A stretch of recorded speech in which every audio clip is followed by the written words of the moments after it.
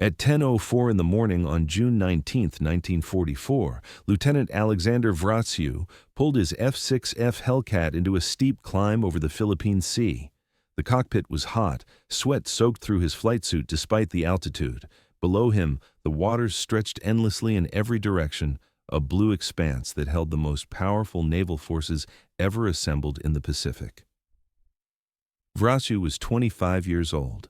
He had shot down 12 Japanese aircraft in his combat career, making him one of the rising aces of the U.S. Navy. He had flown from the carrier Intrepid during the strikes on Truk, survived being shot down over Rabaul, and returned to combat with a hunger that impressed even the most hardened veterans. But nothing in his training or experience had prepared him for what he was about to witness. Coming toward him, stretching from horizon to horizon, was a massive formation of Japanese aircraft. Zeros, Judys, Jills, and Vals by the dozens, perhaps hundreds. Their engines caught the morning sun, creating a glittering swarm that looked almost beautiful from a distance. Vraciu keyed his radio. "My God, they're like bees," he said. Within the next 6 minutes, he would shoot down 6 Japanese aircraft. By the end of the day, the Imperial Japanese Navy would lose over 600 aircraft and 3 carriers. And within 72 hours, Japan would suffer a defeat so catastrophic that her ability to wage offensive war in the Pacific would be permanently destroyed.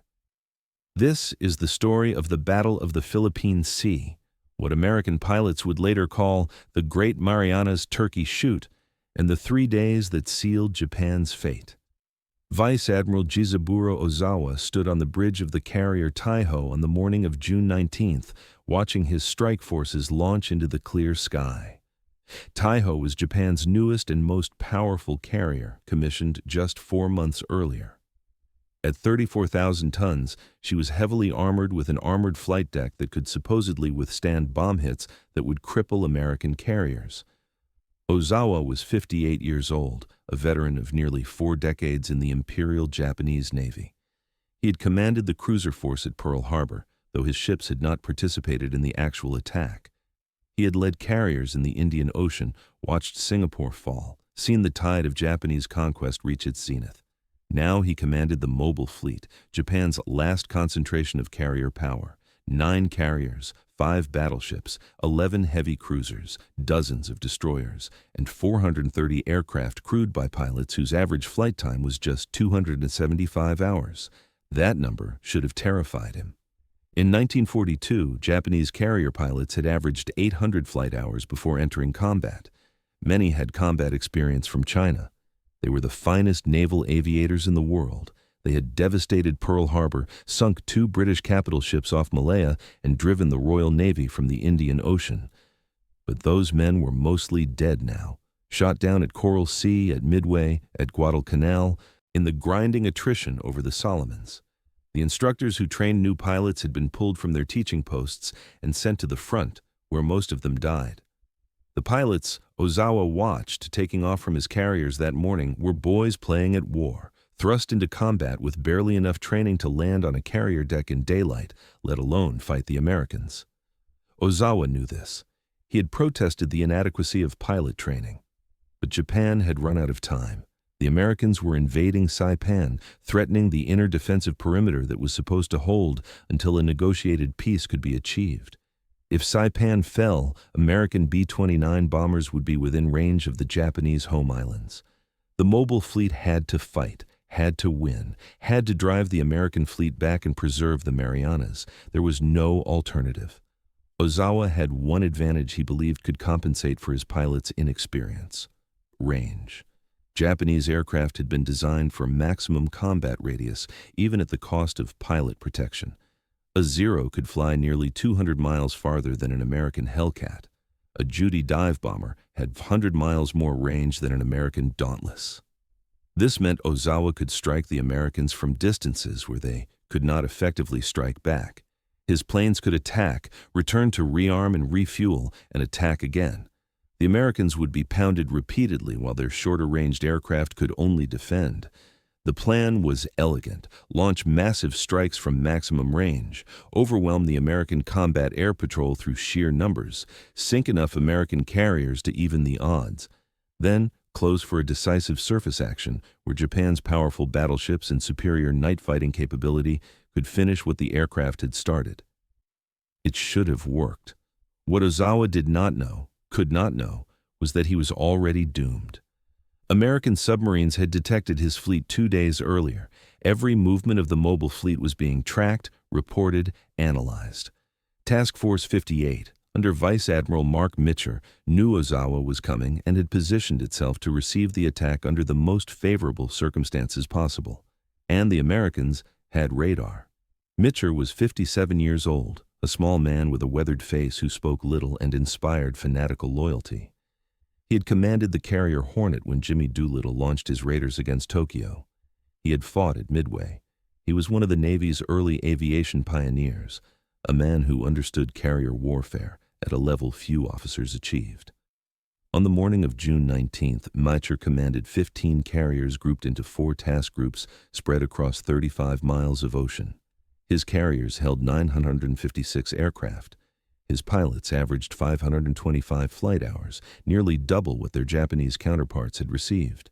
Many were combat veterans from the Solomons or the Gilbert and Marshall campaigns, but numbers and experience were not Mitscher's greatest advantages. His ships had something the Japanese could barely comprehend: radar that could detect incoming aircraft at ranges exceeding 100 miles. At 10:08 a.m., the radar screens on American ships began showing large formations approaching from the west.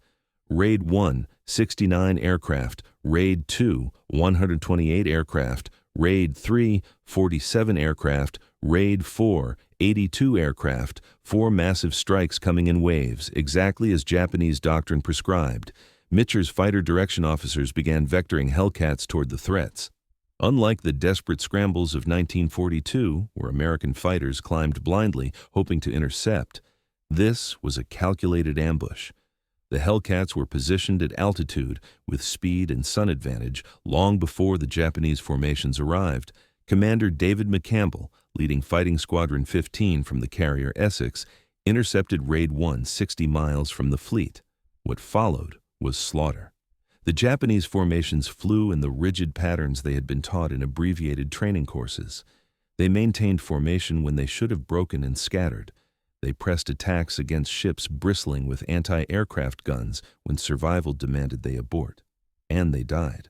Vraciu, flying from the Lexington, found himself behind a formation of Judy dive bombers. In 8 minutes, he shot down 6 aircraft. His gun camera footage shows plane after plane disintegrating under his fire. Some simply fell out of formation trailing smoke. Others exploded.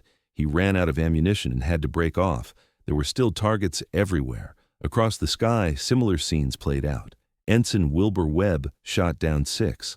Lieutenant Junior Grade George Carr destroyed 5. The combat air patrol operated like a machine, vectored by radar to intercept after intercept. Of the 69 aircraft in Raid 1, only 25 returned to their carriers. Raid 2 lost 97 of 128 aircraft. Raid 3 was nearly annihilated. Only 6 planes made it back. Raid 4 suffered similar losses. By the end of the day, the mobile fleet had launched 4 major strikes totaling 326 aircraft. Only 130 returned. The Americans shot down 196 planes. Another 50 or so were lost to operational accidents, running out of fuel or ditching at sea when they could not find their carriers. American losses, 29 aircraft, mostly to anti-aircraft fire. It was the most one-sided air battle in naval history. American pilots would later joke about it being easier than shooting turkeys back home. The name stuck: the Great Marianas Turkey Shoot. But June 19th was not over. At 9:09 a.m., while the first Japanese strike was still forming up, the American submarine Albacore fired a spread of 6 torpedoes at a large carrier. Commander James Blanchard, watching through the periscope, saw one torpedo hit the carrier's starboard side near the island. The carrier was Taiho, Ozawa's flagship. The hit seemed minor. Taiho's armored hull absorbed the blast. There was no visible damage. The carrier continued flight operations. Ozawa did not even consider transferring his flag. What no one aboard Taiho realized was that the torpedo had ruptured aviation fuel tanks and started leaks throughout the forward part of the ship. Gasoline vapor began filling the spaces below decks. A junior damage control officer made a fatal decision. He ordered the ventilation system turned to maximum, thinking he could blow the fumes out of the ship. Instead, the ventilation spread gasoline vapor throughout Taiho's interior spaces, transforming the carrier into a floating bomb. At 3:32 p.m., someone flipped a switch. The spark ignited the vapor. The explosion was catastrophic. It blew out the sides of the ship's hull. The armored flight deck, which was supposed to be Taiho's great advantage, became a liability. It trapped the force of the explosion inside the hull, magnifying the damage. The carrier's structure warped, fire spread, steering failed. Ozawa was forced to transfer his flag to a cruiser. He left Taiho at 4:30 p.m. At 8:28 p.m., the carrier rolled over and sank. 650 men went down with her. 20 minutes after Taiho was hit, the submarine Kavala fired 4 torpedoes at the carrier Shokaku. 3 hit. Shokaku had fought at Pearl Harbor, Ceylon, Coral Sea, and Santa Cruz. She was one of Japan's most successful carriers, veteran of more battles than any ship in the mobile fleet. The torpedoes started fires near the aviation fuel storage. Damage control teams fought for 4 hours to contain the spreading flames, but by 3:00 p.m., the situation was hopeless. At 3:01 p.m., Shokaku exploded. She sank in minutes, taking 1,263 men with her. In less than 6 hours, American submarines had sunk 2 of Japan's most valuable carriers. Combined with the destruction of the Japanese air groups, it was a disaster without precedent. But Ozawa did not know the full extent of his losses. Communications were chaotic. Many pilots had landed on Guam or other bases in the Marianas rather than return to their carriers. Optimistic reports from strike leaders suggested heavy damage to American ships. Ozawa believed he had achieved at least a tactical draw. He was wrong. The Americans had not lost a single ship. Mitscher spent June 20th searching for the mobile fleet. His scout planes swept the ocean to the west, looking for the Japanese carriers. Hour after hour passed without contact. The fleet steamed west, moving deeper into Japanese-controlled waters, stretching the supply lines, risking a night surface action where Japan's superior night-fighting capability might reverse the outcome. Admiral Raymond Spruance, the overall commander of the Fifth Fleet, was cautious. He had been at Midway. He knew how quickly victory could turn to disaster. He kept the fleet oriented to protect the Saipan invasion beaches. His primary mission was not to destroy the Japanese fleet, but to ensure the Marines ashore were not attacked from the sea. Mitscher wanted to finish what had been started, but he followed orders. At 3:40 p.m. on June 20th, a scout plane finally located the mobile fleet. The Japanese were 275 miles away, near the limit of American aircraft range. The report crackled over the radio. Enemy fleet sighted, position, latitude 15 degrees north, longitude 135 degrees east. Mitscher made a decision that defined his career. He knew that launching a strike at this range meant many of his aircraft would not have enough fuel to return. Pilots would have to ditch in the ocean. Many would be lost.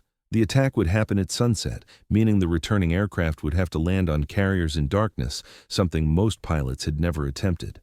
But this was the only chance to destroy the mobile fleet. If they escaped, they would rebuild. The war would continue.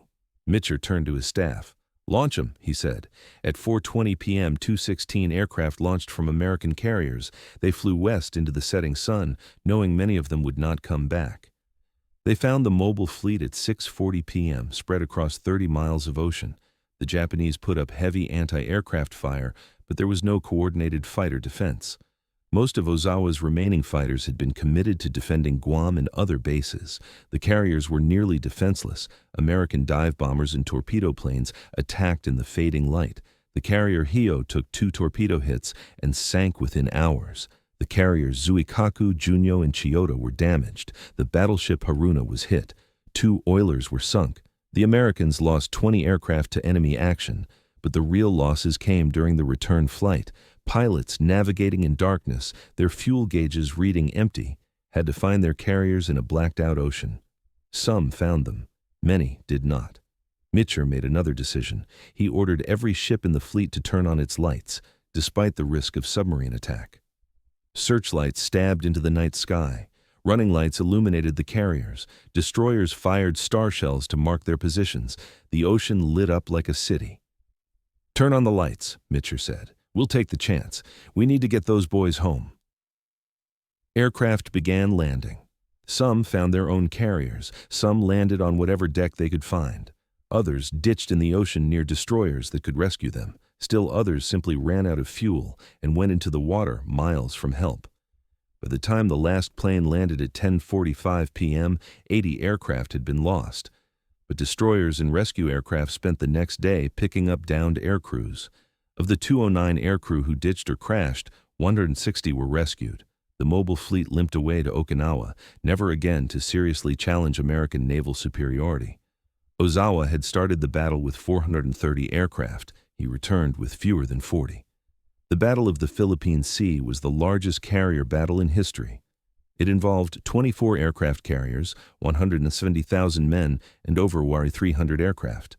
The outcome was decided not by individual heroism or tactical brilliance, though both were present, but by the systematic advantages the Americans had built through industrial production, training infrastructure, and technological superiority. Japan lost 3 carriers and 645 aircraft. More importantly, she lost the irreplaceable pilots who had flown those aircraft.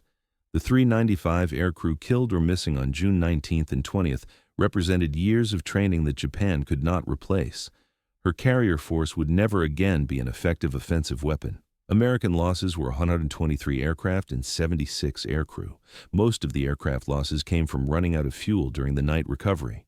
Within weeks, all the downed aircraft would be replaced. Within months, the lost aircrew would be replaced by new pilots whose training was superior to what their predecessors had received. Saipan fell on July 9, 1944. With it came airfields from which B-29 Superfortress bombers could reach Tokyo. The strategic bombing campaign against Japan began in November 1944 and would not stop until atomic bombs fell on Hiroshima and Nagasaki. The fall of Saipan triggered a political crisis in Japan.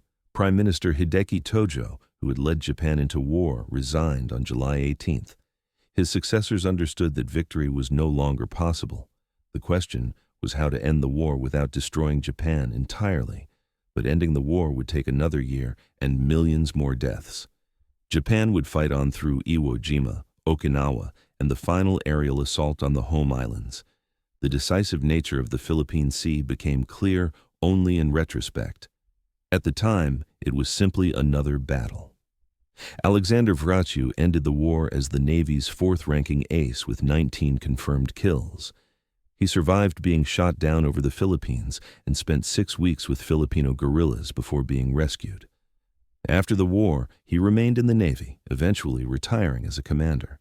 He spent decades speaking about his experiences and advocating for veterans.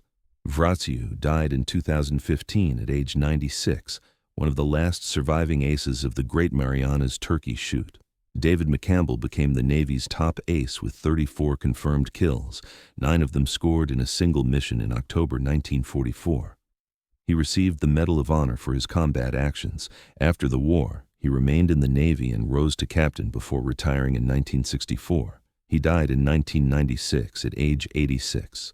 Marc Mitscher continued to command Task Force 58 through the Philippines campaign, Iwo Jima, and Okinawa. His carriers destroyed over 4,000 Japanese aircraft and sank hundreds of ships. The stress of command took a terrible toll. Mitscher was exhausted, aged beyond his years by the constant pressure of sending men into combat. He died in 1947 at age 60, less than 2 years after the war ended. Jisaburo Ozawa survived the war. After the Philippine Sea disaster, he continued to command what remained of Japan's carrier force, though it became increasingly irrelevant as Japan ran out of aircraft and trained pilots. At the Battle of Leyte Gulf. In October 1944, Ozawa commanded a decoy carrier force that successfully lured American carriers away from the invasion beaches, but his carriers had almost no aircraft aboard. They were sacrificial bait. 4 carriers were sunk, but Ozawa survived. After the war, Ozawa testified about Japanese naval operations and helped American historians understand the decisions that shaped the Pacific War. He never blamed his pilots for the defeat at Philippine Sea. He blamed the system that sent them into combat without adequate training. Ozawa died in 1966 at age 80. The Battle of the Philippine Sea demonstrated a fundamental truth about modern industrial warfare. Quality matters, but quantity and sustainability matter more. In 1942, Japan had the best carrier pilots in the world, but she lost them through attrition and could not replace them. Her training infrastructure was inadequate. Her industrial base could not produce enough aircraft to both equip combat units and provide sufficient training aircraft for new pilots. The decision to use experienced pilots as instructors in combat rather than keeping them in training commands destroyed the pipeline that might have maintained quality. America, by contrast, built a massive training infrastructure that turned out thousands of pilots. The quality of any individual American pilot in 1944 might not match what Japan had achieved in 1941, but the average quality was higher and the quantity was overwhelming. American carriers lost in combat were replaced within months. Japanese carriers took years to build and could not be replaced at all. The Battle of the Philippine Sea was not won by individual courage or tactical genius, though both were present. It was won by the systems that put 956 American aircraft against 430 Japanese aircraft, by the radar that detected attacks 100 miles away, by the industrial capacity that could afford to lose 123 aircraft in a single day and consider it an acceptable exchange. Wars are not won by heroes alone. They are won by nations that can build better systems, train more personnel, and replace losses faster than the enemy can inflict them. Japan lost that race long before the first bomb fell on Pearl Harbor. The Battle of the Philippine Sea simply made the result obvious to anyone who understood what they were witnessing. If you found this story compelling, please take a moment to like this video and subscribe to see more forgotten chapters from World War II. Each story matters. Each one deserves to be remembered. Leave a comment below telling us where you're watching from. Our community spans the globe, and your perspective adds to the conversation. Thank you for keeping these stories alive.